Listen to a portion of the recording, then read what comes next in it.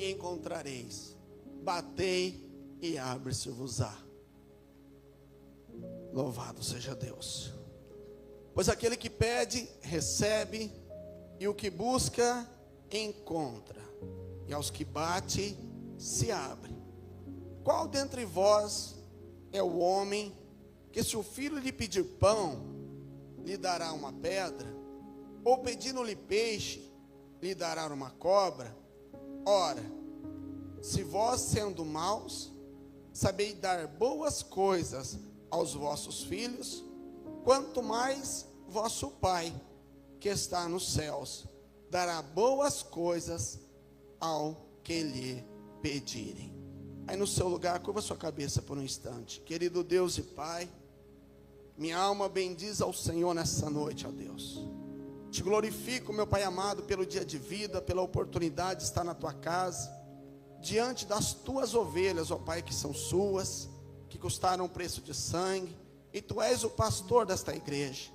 Pai, em nome do Senhor Jesus, venha abrir o nosso entendimento, venha falar conosco, porque tu sabes que nós somos pó, conhece as nossas limitações, ó Deus, mas a tua misericórdia, Senhor, é de eternidade em eternidade. Então, em nome do Senhor Jesus, o Deus que reina sobre todos e sobre todas as coisas, fala conosco, ó Deus, permita falar do teu nome, para que todo aquele que aqui entrou nessa noite, ó Pai, saia daqui com a certeza que ouviu a voz do Senhor, saia daqui com a bênção nessa noite, glorificando, clamando, adorando, saltando de alegria, como teu servo Davi, em nome de Jesus. Amém e amém.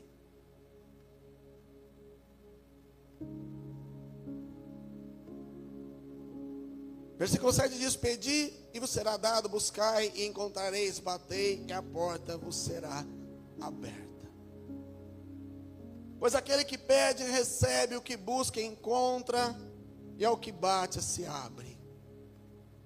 Uma palavra que ela traz um confronto no nosso coração, porque quando você lê, ela é muito simples de entendimento. Pedi e dai-se-vos-á, buscai e acharei, batei e ela vai se abrir. O versículo em si, a passagem, o texto, ele é fácil de entender quando nós estamos lendo. Mas quando nós confrontamos a nossa fé, é meio difícil de viver. Porque nós vamos trazer um questionamento dentro do nosso coração. Porque há coisas na nossa vida que nós pedimos há anos e ainda não recebemos. A porta que nós estamos batendo há anos e ela ainda não se abriu. Estamos buscando e não estamos encontrando. Eu tenho muitas coisas na minha vida que eu pedi até agora e eu não encontrei. E ao ler esse texto, o Senhor vai trazer uma revelação ao meu coração, para entender a sua palavra. Com certeza você que aqui entrou nessa noite veio buscar algo, e ouvir isso que eu estou dizendo, já vem logo no seu coração. Realmente eu tenho pedido há algo, Senhor, que eu tenho pedido, que eu tenho buscado incessantemente na minha vida. E às vezes você começa a se culpar. Será que é a minha oração? Será que eu não estou orando o suficiente? Será que é o meu jeito de orar? Será que é as minhas palavras que eu não estou conseguindo falar com Deus? Por que será que eu não encontro a resposta? Eu vou lá, escuto o pastor pregar a palavra, bate, vai se abrir, mas eu estou batendo. Eu estou batendo há anos. Às vezes você escuta uma palavra, de repente eu vou ter numa igreja que vai ter um pastor diferente. Será que se eu ouvir uma palavra diferente, Deus vai falar comigo? Será que eu vou encontrar aquilo que eu estou procurando? Porque é um confronto dentro do nosso coração. Parece que a fé está distante, a resposta está distante, e a gente não consegue encontrar resposta pela situação a qual nós estamos vivendo. Isso cria uma agonia dentro do nosso coração. Perdemos muitas vezes a força de vir à igreja, perdemos a vontade de estar nos cultos. Olhamos uma ministração dessa que diz que o rei a cada 6 passos ele sacrificava, e ele adorava, e o Deus se agradava dele. E aí vem naquele desejo, nosso coração salta em dizer: Senhor, eu queria estar assim, eu queria ser assim, meu Deus. Eu queria ser mais fervoroso na sua presença. Eu queria ser mais participativo. Mas eu não sei, Senhor, eu peço. E parece que eu sinto tão distante daquilo que eu tanto busco. Será que Deus não me ama?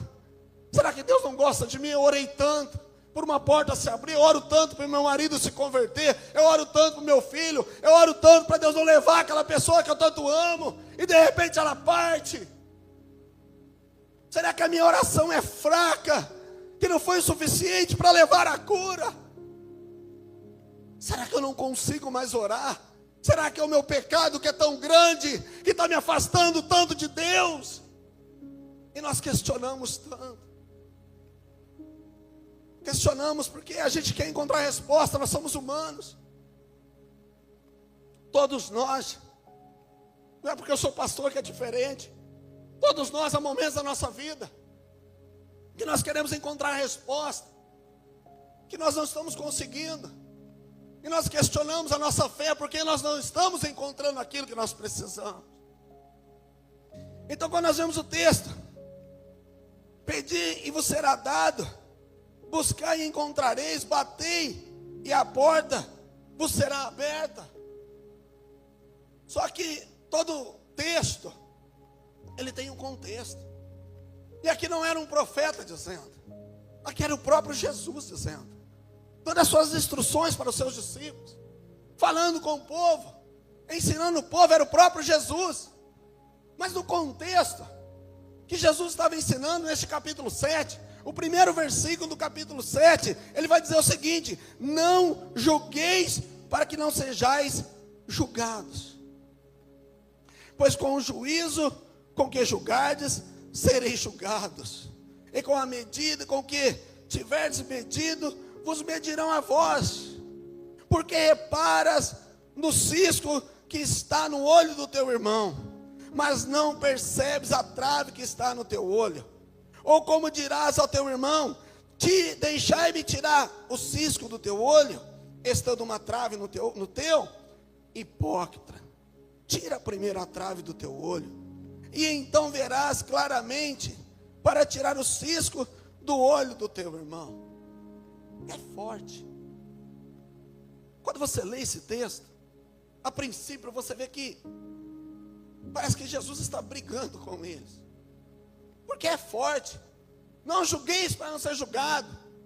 No contexto, Deus queria preparar o coração deles para aquilo que eles iriam pedir, porque nós temos um defeito. Dentro de nós há um juiz na nossa carne, que ele precisa ser sacrificado todos os dias. Esse juiz, em julgar tudo aquilo que nós vemos, daquilo que nós vivemos, nos separa de ter uma comunhão com Deus.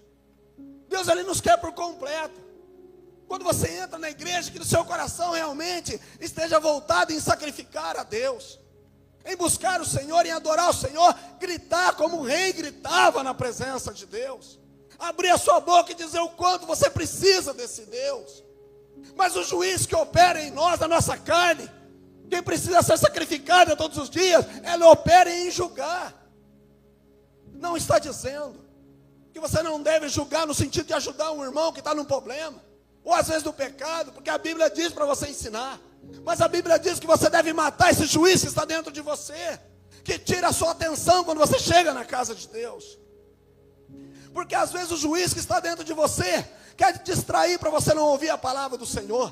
Então você começa a chegar na igreja, você se preocupa com quem vai cantar, se o louvor é aquele que você gosta, se é aquele que vai agradar o teu coração, mas você não está preocupado em adorar o Senhor. Você não está preocupado da palavra que vai vir da Bíblia, mas se o pregador que vai estar aqui. Será que o pregador, se eu soubesse que era o pregador que está lá hoje, eu não iria? Talvez deveria ter ficado em casa, assistindo futebol. Você começa a julgar tudo, a igreja em si, o irmão está do teu lado, aquele que só vem no domingo, aquele que não vem na igreja. Você está preocupado com as outras pessoas, está esquecendo o mais importante. Aquilo que Jesus está dizendo é para tirar um pouco, se desligar um pouco, parar de julgar um pouco aquela pessoa da sua família que não veio, que você insistiu o dia todo para estar aqui nessa noite e não veio. Para você dizer, ele deveria estar aqui para ouvir essa palavra. Não, essa palavra é para você ouvir. Porque Porque Deus tem algo para você nessa noite. Oh, aleluia. E às vezes o juiz que opera em nós está julgando tudo. Não concordamos com tudo. Queremos uma igreja perfeita. Queremos um pregador perfeito. Queremos ouvir um pastor que não é tão rouco, que não grita tanto. Mas esquecemos que o importante é a palavra do Senhor. Talvez o louvor que foi tocado não é aquele que você queria. Talvez alguém pode ter desafinado no momento da igreja e você começa a julgar, e esquecendo que o mais importante é você tirar o juiz de dentro de você para dar lugar à voz do Espírito Santo de Deus. E aí a gente sai e procura em igrejas e vai em outra, e toda igreja tem defeito para você. Todo pastor tem defeito, toda igreja tem defeito, e você vai procurando, mas se esquece que Deus quer um compromisso com você. Por isso tanta dificuldade em entender essa palavra pedir. Por que eu não estou recebendo? Porque eu preciso me desligar um pouco do mundo natural para viver o sobrenatural. O próprio Senhor diz: eu não julgo, mas a minha palavra no último dia o julgará. Porque aquele que vive no pecado, que vive no erro, aquele que não está buscando a própria palavra do Senhor, vai o julgar no dia a dia. E o Senhor quer que eu me desligue um pouco, que eu tenha um pouco de amor e compaixão em meu ser, para entender aquilo que Deus tem para mim. Quando nós olhamos esse versículo, pedi e dai-se-vos-á. Coloca para mim aí Tiago capítulo 4, versículo 3. Aleluia, Jesus. Toda mensagem, querido, ela vem primeiro ao pregador, porque ela faz parte da nossa vida, e eu só vou conseguir transmitir para você aquilo que Deus falar comigo primeiro. Pedis e não recebeis, porque pedis mal, para o gastardes em vossos próprios deleites, em seus próprios prazeres, a Bíblia está dizendo. Então por que muitas vezes eu não recebo aquilo que eu estou buscando? Porque muitas vezes eu não quero a intimidade, eu não quero a presença. Por que não receber? Vamos entender o contexto desse versículo. Pedis e não recebeis, porque pedis mal. Por que eu estou pedindo mal? Para gastar em vossos próprios deleites, para gastar naquilo que é comigo. E Deus não quer em mim um espírito egoísta. Deus não quer em você um espírito egoísta. O que é isso? Que tudo aquilo que você pede tem que ser para glorificar o nome do Senhor. Que seu coração esteja aberto para ajudar o seu próximo, ajudar a sua família, ajudar a sua igreja. Mas muitas vezes o coração egoísta, nós não recebemos, nós pedimos mal, porque aquilo que nós queremos é para viver a nossa vida nesta terra. É para nossos deleites, é para viver aquilo que nós queremos.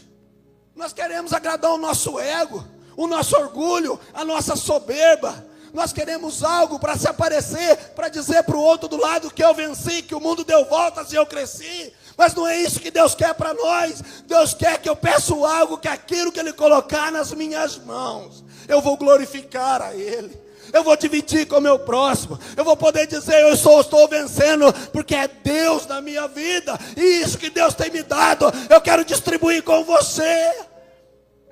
Eu quero saltar de alegria.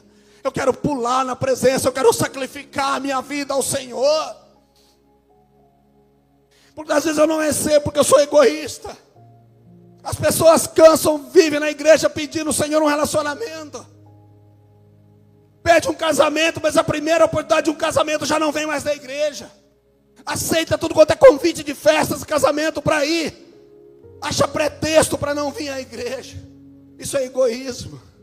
Porque não consegue vir à igreja para distribuir com Deus, sacrificar a Deus o seu tempo naquilo que Deus te deu.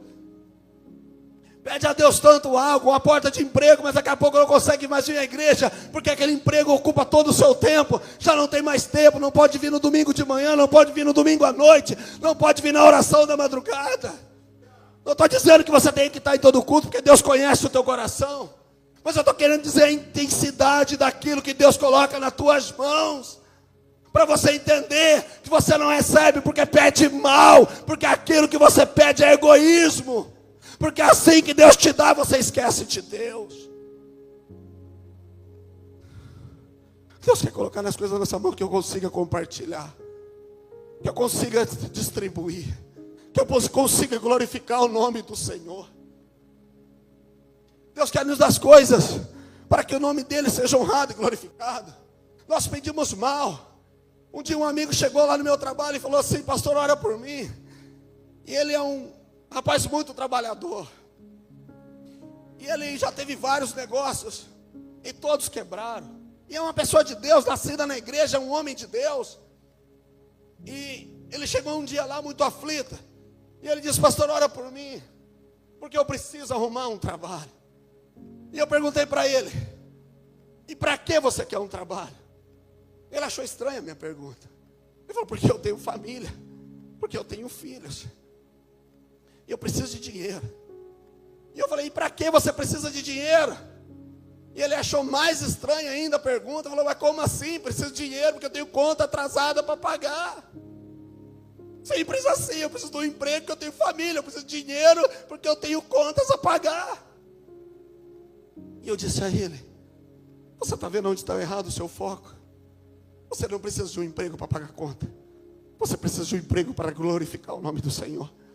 Você não precisa de dinheiro para pagar conta. Você precisa de dinheiro para glorificar o nome santo do Senhor. O dia que você sair da sua casa, que você aprender a pedir e dizer: Senhor, aquilo que o Senhor colocar em minhas mãos, eu quero te glorificar, Senhor, com todos os meus bens, com toda a minha fazenda, com toda a minha vida. Quando você mudar o foco da tua oração, você vai ver que a tua vida vai mudar.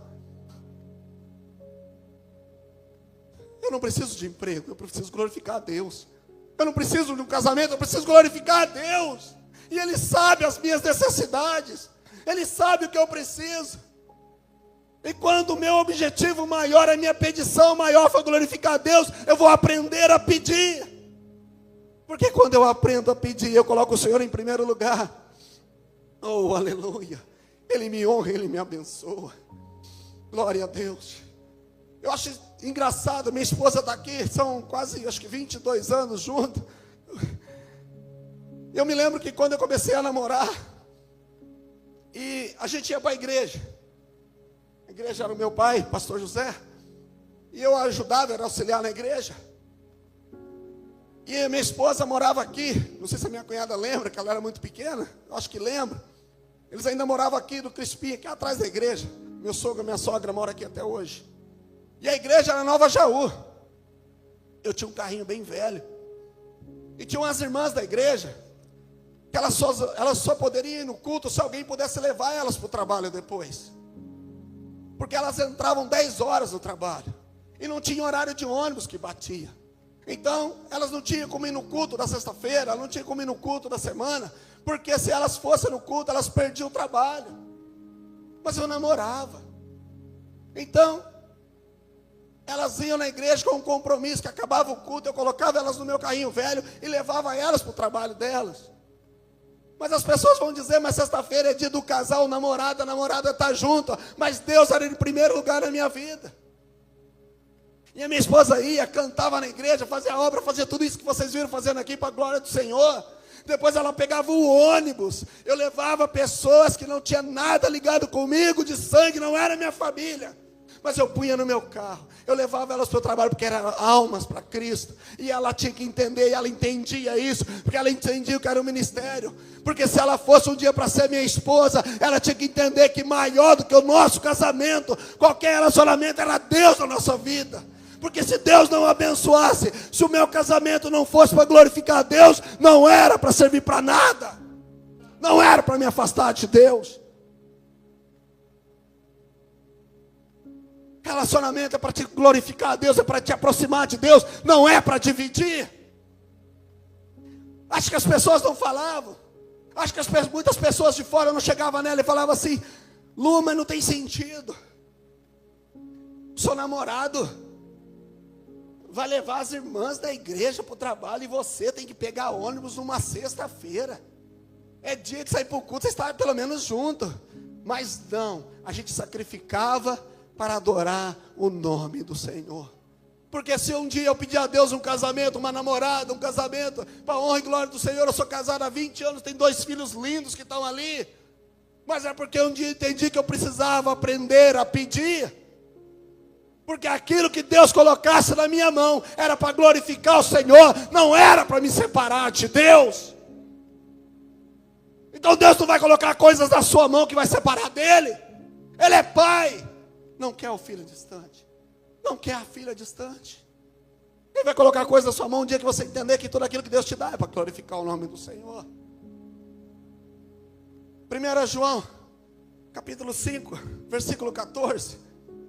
Louvado seja Deus. E esta é a confiança que temos nele, que se pedirmos alguma coisa segundo a sua vontade, ele nos ouve. Olha que coisa linda. E esta é a confiança, volta para mim por gentileza. E esta é a confiança que temos nele, que se pedimos alguma coisa segundo a sua vontade, ele nos ouve. Oh, aleluia. A nossa oração tem que ser essa, querido. Senhor, eu quero segundo a tua vontade. Sabe por que segundo a tua vontade? Porque eu não conheço amanhã, eu nem sei se eu vou estar vivo amanhã. Eu não sei nem que decisão tomar, eu não sei, eu tenho dificuldade de escolher a roupa para vir para a igreja. Eu tenho dificuldade de preparar o almoço. Eu tenho dificuldade de escolher qual posto de gasolina que vai abastecer, qual que está alguns centavos mais barato. A gente não sabe escolher nada. Por isso que a nossa oração tem que ser: Senhor, que seja feita, que a minha confiança, Senhor Deus, que seja feita segundo a sua vontade. Muitas orações na nossa vida que nós estamos orando há anos, que eu estou orando há quase 30 anos que eu estou na igreja. Muitas vão acontecer e hoje eu estou aqui forte para dizer para vocês: eu glorifico a Deus porque Deus não me atendeu. Ele me ouviu, mas não atendeu. Sabe por que ele não me atendeu? Não, André, o que eu tenho para você é muito melhor. É muito mais. Esse amigo que eu disse para vocês que a gente orou junto, que eu falei com ele, entendeu? Tem que mudar a sua história. Esses dias ele passou lá, a gente estava conversando. Ele prosperou, dá hoje um monte de emprego. É um empresário bem sucedido. Porque entendeu a palavra, que tudo aquilo que nós colocamos para glorificar a Deus, nada pode impedir o nome santo do Senhor de ser glorificado. João 14, 13 e 14 vai dizer isso. Tudo aquilo que pedimos no nome do Senhor, Ele vai nos atender. Mas é para que o nome dEle seja glorificado. Deus é o maior, querido, interessado em te abençoar. Mas você precisa aprender a entender como pedir, como buscar e como bater. Quando nós entendemos que é segundo a vontade de Deus, nós nos frustramos. Quando alguém vai embora, a gente não frustra. Quando uma porta se fecha, a gente não frustra. A gente apenas confia que Deus tem coisa melhor. Se eu estou orando segundo a vontade dEle, então que seja feita a vontade dEle. Se a minha vida é para glorificar a Ele, eu vou entender que é a vontade dEle que tem que prevalecer na minha vida. Quando uma porta se fecha, meu Deus, eu não vou mais na igreja. Deus abençoa todo mundo, não me abençoa. Não, o Senhor sabe. O Senhor tem coisas melhores na minha vida. Quantas vezes na minha vida, e orações que eu fiz, e elas deram errado. Elas não foram atendidas porque no meu consentimento estava errado. Mas de Deus estava certo. Porque Deus tinha coisas melhores. Por que aquela porta se fechou? Por que algo não aconteceu? É porque Deus tem coisas melhores para mim, para você, querido. Então aprenda a orar. Senhor, que a minha oração seja, Senhor, segundo a sua vontade. Quando nós entendemos isso, nós nos frustramos. Nós paramos de preocupar com as coisas pequenas. E nós entregamos, nós lançamos a nossa vida diante de Deus. E deixamos que Ele venha cuidar, porque Ele cuida, querido. Ele sabe o que eu preciso, Ele sabe o que você precisa. Se o meu coração estiver em primeiro lugar, o Senhor. Buscar, mas buscar o quê? Mateus 6, 33.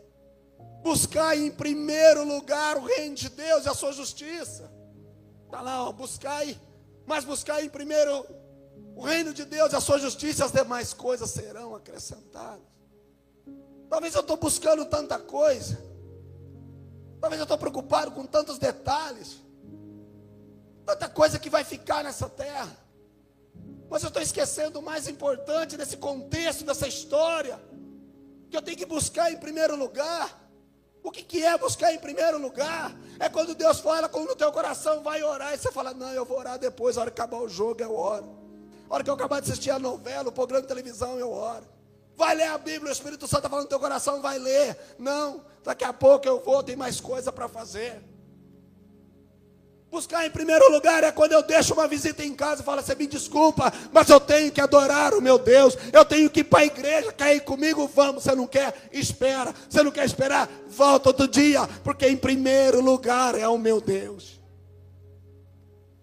Mas é meu parente, é distante, é não sei o quê. Vamos comigo. Mas é meu trabalho, deixa o trabalho. Porque se ele não me der saúde, eu não trabalho amanhã. Uma gripe, uma dor de barriga te derruba. Uma dor de cabeça te coloca no chão. Se eu não entender que o Senhor é em primeiro lugar na minha vida, eu não sei se amanhã eu vou trabalhar. Eu nem sei se eu vou acordar vivo amanhã.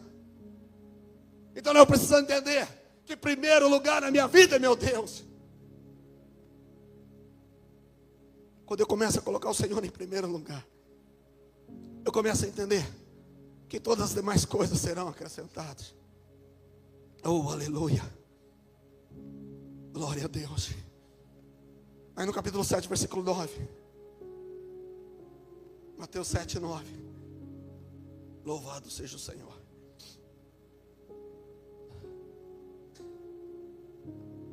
E qual dentre vós é o homem que, pedindo-lhe pão, o seu filho lhe dará uma pedra? E pedindo-lhe peixe, lhe dará uma serpente? E se vós, pois sendo maus, sabeis dar boas coisas aos vossos filhos, quanto mais vosso Pai, que está nos céus, dará bens ao que lhe pedirem. Amém?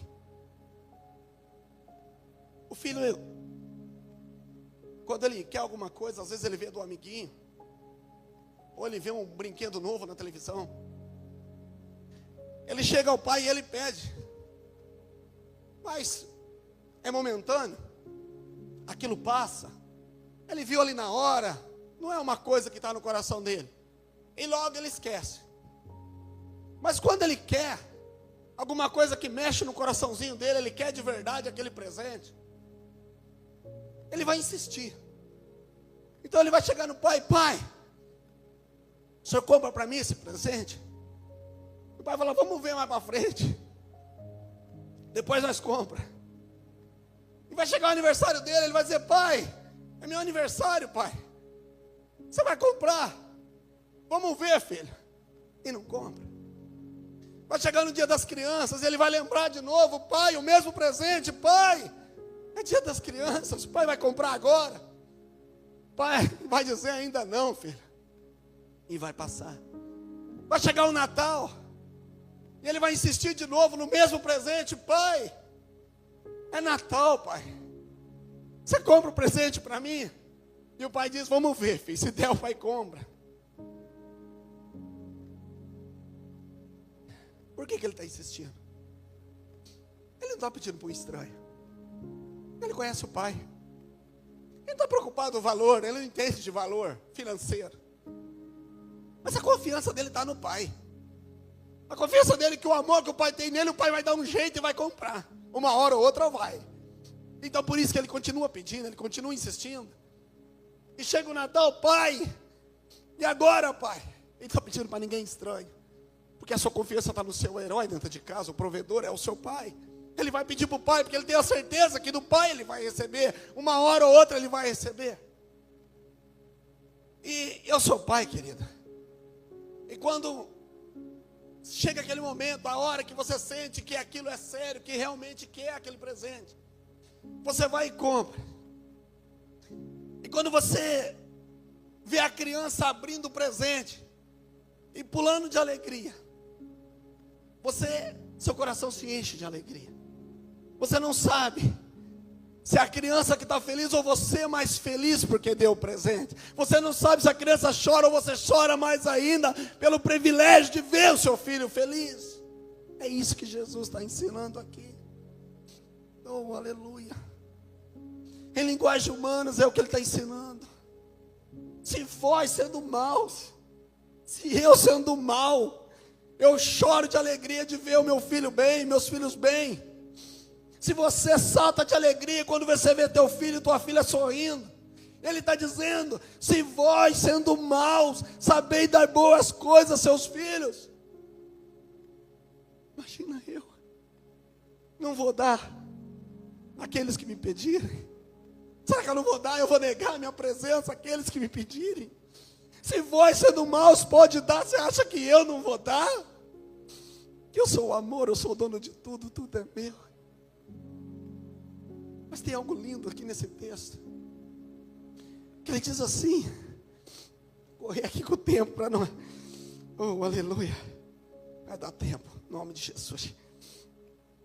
E ele vai dizer, no versículo 9, qual dentre vós é o homem, olha que reflexão, querida. Qual dentre vós é o homem que, se o filho lhe pedir pão, ele lhe dará uma pedra? Ou pedindo-lhe peixe, lhe dará uma cobra, uma serpente? Ele está dizendo aqui, ao filho que pede pão e ao filho que pede peixe. E o Espírito Santo trouxe uma grande revelação ao meu coração nesse versículo. Porque ele não está dizendo, que meditando sobre isso, ele está dizendo um filho que pediu uma carruagem com rodas de ferro da época, com juntas de 10 cavalos, ou um castelo perto do mar, ou um harém. Não, ele está dizendo um filho que pediu pão. O pai não vai lhe dar uma pedra. E o filho que pedir peixe, o pai não vai lhe dar uma serpente. E quando eu comecei a meditar, eu falei, pão. Ele está dizendo que o Senhor está falando de pão. E Jesus é o pão vivo que desceu do céu. Ele está dizendo que o filho que pede pão, o filho que pede Jesus na sua vida em primeiro lugar. O peixe representa prosperidade. O peixe representa almas. E aquilo que nós pedimos ao Senhor, que nós devemos ter em nosso primeiro lugar, no nosso coração, é ter o pão vivo, é ter Jesus na nossa vida. E o nosso segundo pedido nessa terra é para que o Senhor nos faça ganhadores de almas. Quando nós entendemos que nós precisamos viver uma vida para Cristo nessa terra, todas as demais coisas serão acrescentadas.